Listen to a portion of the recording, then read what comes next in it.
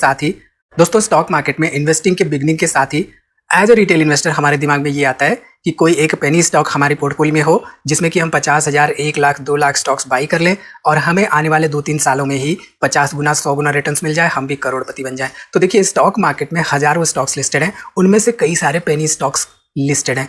ऐसे में अगर किसी भी स्टॉक में जो कि 10 पैसे, 20 पैसे, 50 पैसे का आ रहा हो, उसमें 50,000 स्टॉक्स या 1 लाख स्टॉक्स बाई करते और सारे लोग अमीर बन जाते, तो स्टॉक मार्केट में कोई भी रिटेल इन्वेस्टर ना रहता। नमस्कार दोस्तों, स्वागत है आप सबका एक बार फिर से स्टॉक फॉर रिटेल पर स्टॉक मार्केट से जुड़ी एक नई जानकारी के साथ। तो दोस्तों ये वीडियो बहुत ही ज़्यादा इन्फॉर्मेटिव होने वाली है, खास तौर पे अगर आप बिगिन कर रहे हैं स्टॉक मार्केट में और पेनी स्टॉक्स में इन्वेस्टमेंट करने की सोच रहे हैं, तो पेनी स्टॉक्स के नज़रिए को बदल देगा पूरा का पूरा ये वीडियो। यहाँ पे आप अपनी स्क्रीन पे जो देख रहे हैं ये है पेनी स्टॉक्स की लिस्ट। अब यहाँ पे आप देखिए 3 पैसे का पेनी स्टॉक है, 15 पैसे, 25 पैसे, 30 पैसे, यहाँ पे केवल 39 लाख का मार्केट कैपिटलाइजेशन। अब एज ए रिटेल इन्वेस्टर हमारे दिमाग में क्या आता है कि केवल 3 पैसे का स्टॉक है, खोने के लिए कुछ नहीं, चला तो चांद तक। अब ऐसे में हम क्या करते हैं, 5,000, 10,000, 50,000, 1 लाख स्टॉक्स बाई कर बैठते हैं। आप सोचिए कि 1 लाख स्टॉक बाई करते हैं आप, तो आपके कुछ पैसे तो लगते हैं, राइट। तो ऐसा तो है नहीं कि वो फ्री में आपको मिल रहा है, कुछ ना कुछ पैसे आप इन्वेस्ट कर रहे हैं, राइट। अब ऐसे में अगर हम बिना किसी एनालिसिस के इन्वेस्टमेंट कर रहे हैं तो आई एम श्योर हम अपना पैसा एक तरह से फंसा रहे हैं स्टॉक मार्केट में। आगे आपको वीडियो में पता चलेगा क्यों, ठीक है। अब इस लिस्ट पे हम नहीं जा रहे हैं, काफी लंबी लिस्ट है। यहाँ पे आपको ये एग्जांपल देते हैं, ये पर्टिकुलर शेयर आप देखिए केवल 80 पैसे का था 2002 में और करंटली 668 रुपए के आसपास ट्रेड कर रहा है। तो क्या ऐसा डिफरेंस है इस पर्टिकुलर कंपनी में जो कि इसको लंबे समय के लिए अगर कोई होल्ड करता है तो इसमें रिटर्न्स उसको अच्छा मिलता है। हमें ये समझना चाहिए कि हमें जिस स्टॉक में हम बाई कर रहे हैं वो आने वाले समय में रिटर्न्स देने का पोटेंशियल रखता है या नहीं। यहाँ पे आप देख सकते हैं 55,000% के आसपास रिटर्न्स दिया है। अब एज अ रिटेल इन्वेस्टर हमें कुछ इंपॉर्टेंट बातों का ध्यान रखना चाहिए। अब वीडियो यहाँ पे स्किप किया बिना देखिए, क्योंकि कुछ स्टॉक्स ऐसे होते हैं जिनको कि हम एग्जाम्पल के तौर पे लेते हैं और वो अच्छे स्टॉक्स की कैटेगरी में नहीं होते। अब यहाँ पे इवेक्सिया लाइफ केयर लिमिटेड आप देखिए, आपको देखने से लग रहा होगा 113 करोड़ का मार्केट कैप है, आपको देखने से लग रहा होगा मात्र ₹1.84 का स्टॉक है,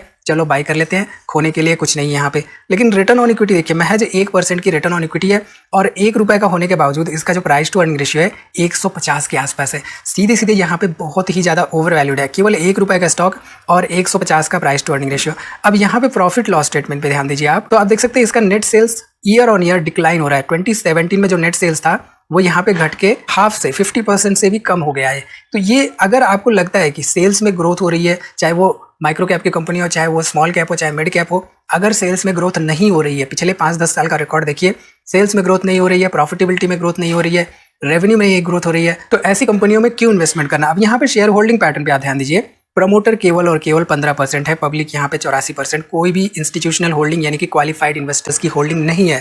सीधे सीधे पब्लिक को ये स्टॉक न्यूज़ में भर भर के बेचा गया है, न्यूज़ क्रिएट की गई है, इसके बारे में नॉइज क्रिएट किया गया है, प्रमोटर्स धीरे धीरे मैदान छोड़ के भाग गए हैं, केवल 15% प्रमोटर्स बचे हैं। प्रमोटर किसी स्टॉक में एटलीस्ट 35-40% नहीं है, तो ऐसे स्टॉक में हमें क्यों ट्रस्ट करना। अब यहाँ पे आप देखिए कंपनी आपको डिविडेंड भी नहीं प्रोवाइड कर रही है, प्रॉफिटेबल है हालांकि यहाँ पे, बट डिविडेंड नहीं दे पा रही, केवल 76 लाख का यहाँ पे प्रॉफिट निकल के आ रहा है। पेट्रोस की स्कोर आपको देखने से लग रहा होगा लॉन्ग टर्म के लिए फिट बैठ रहा है, ग्राहम नंबर केवल 54 का है और यहाँ पे महंगे दाम पे अभी से मिल रही है। ये बातें आपको समझनी चाहिए। रिटर्न ऑन इक्विटी बहुत ही कम है, रिटर्न ऑन कैपिटल एम्प्लॉयड केवल 2% का है, डेट भी यहाँ पे 6 करोड़ का है और on the top of this face value देखिए 1 का है और इसके साथ ही साथ प्रमोटर शेयर होल्डिंग भी 15% की है।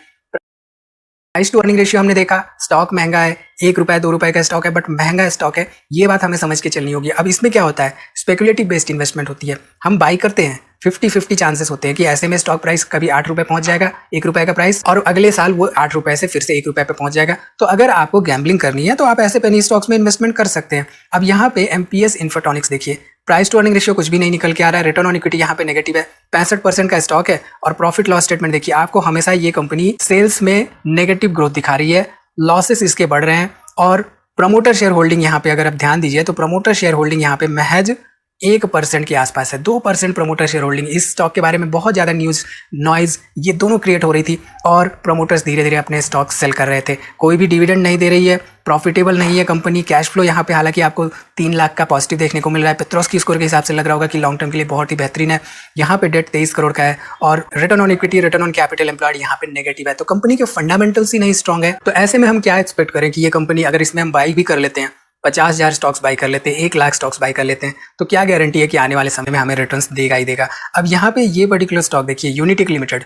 यूनिटेक के बारे में कई लोग कमेंट्स में पूछते रहते हैं कि सर बाई कर लें, ना बाई करें, क्या करें इसमें। आप भाई इसको देखिए, लॉन्ग टर्म चार्ट देखिए, लॉन्ग टर्म चार्ट पे इस स्टॉक ने 2007 के बाद नेगेटिव रिटर्न ही दिया है, 483-500 रुपए के आसपास से सीधे सीधे जितने भी इन्वेस्टर्स यहाँ पे थे, कभी भी आपने इसको बाय किया होता पिछले 10-15-20 सालों में, ये आपको नेगेटिव लॉस ही दे रहा होता। क्यों दे रहा होता? आपको न्यूज़ भी देखनी चाहिए कंपनी के फंडामेंटल्स के साथ ही साथ न्यूज़ देखनी चाहिए कंपनी के बारे में। अब न्यूज़ का मतलब ये नहीं कि भाई किसी पर्टिकुलर क्वार्टर में ये न्यूज़ आ गई कि इसको बहुत बड़ा कॉन्ट्रैक्ट मिल रहा है और हम ब्लाइंडली बाय करने लगे।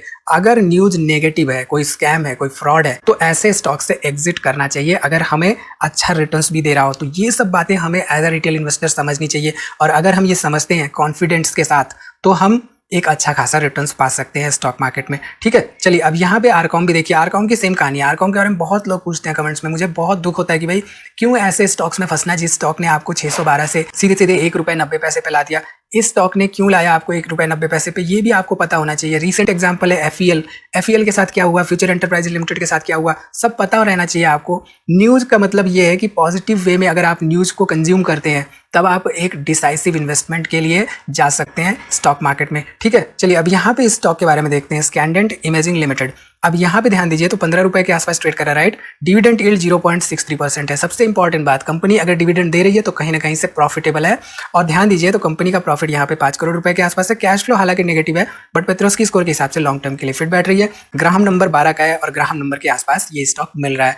अब यहाँ पे आप पिछली जो हमने स्टॉक्स डिस्कस किए उनके हिसाब से कंपेयर करने की कोशिश करिए। आपको ये डिविडेंड भी दे रहा है और यहाँ पे प्रॉफिटेबल है ये कंपनी, और साथ ही साथ यहाँ पे रिटर्न ऑन इक्विटी पे ध्यान दीजिए। 44% का रिटर्न ऑन इक्विटी, 45% का return on capital employed, debt केवल 4 करोड़ का, डेट टू इक्विटी 0.30, तो फेलियर के चांसेस बहुत ही कम है डेट की वजह से। और प्रमोटर शेयर होल्डिंग पे ध्यान दीजिए, 43% की promoter share holding, price to earning ratio 10 का। तो ये प्राइस टू अर्निंग रेशियो हमें ये दर्शाता है कि ये कंपनी का स्टॉक जो है करंटली अपने करंट प्राइस पे अंडर वैल्यूड दाम पे मिल रहा है। पीजी रेशियो भी देखिए 0.10 है, तो पीजी रेशियो के हिसाब से भी अंडर वैल्यूड है। तो ये बस इतने पैरामीटर्स अगर हम लगाते हैं फिल्टर आउट करने के लिए स्टॉक्स को, तो हमें स्कैंडेंट इमेजिंग लिमिटेड जैसे स्टॉक्स मिल सकते हैं। अब कहने का मतलब ये नहीं कि आप ब्लाइंडली जाइए और यहाँ पे 50,000 स्टॉक्स बाई कर लीजिए। 50,000 स्टॉक्स बाई करना बड़ी बात नहीं है, किस स्टॉक में बाई कर रहे हैं वो इंपॉर्टेंट होता है स्टॉक मार्केट इन्वेस्टमेंट में। तो अगर हम मार्जिन ऑफ सेफ्टी के साथ अच्छे फंडामेंटली स्ट्रॉन्ग स्टॉक्स में इन्वेस्टमेंट करते हैं, तो चाहे वो पेनी स्टॉक हो, चाहे माइक्रो कैप हो, चाहे मिड कैप हो, चाहे स्मॉल कैप हो, चाहे लार्ज कैप ही क्यों ना हो, हम at the end of the day profitable investor बन सकते हैं। ठीक है, तो यहाँ पे अगला स्टॉक हम देखते हैं कृति न्यूट्रिएंट्स लिमिटेड। अब कृति न्यूट्रिएंट्स लिमिटेड आप देख सकते हैं 52 रुपए के आसपास है। जब ये 20-22 रुपए का हुआ करता था तब भी हमने इसके बारे में डिस्कशन किया था। आज आप देख सकते हैं ऑलरेडी 52 रुपए के आसपास ट्रेड कर रहा है। 75-76 के आसपास रिसेंट 52 वीक हाई गया था।